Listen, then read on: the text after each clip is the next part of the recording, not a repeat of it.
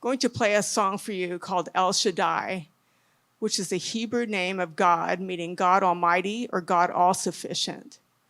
This is one of my favorite Christian songs due to its progression of harmonies and its melody. It is my desire to play such a beautiful love song from our Father God to his children that reflects his desire to take care of us in the midst of every struggle, difficulty, and pain, our sufficient one.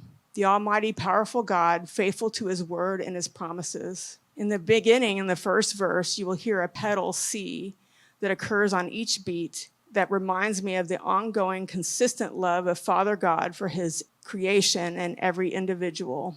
In verse 3, the ascending lines in the faster notes are the building of the intensity of this love. The song itself, written in part to commemorate the Lord's parting of the Red Sea for his country Israel, depicts a God that will go to great lengths to save, care for, and protect his people as they depend on him.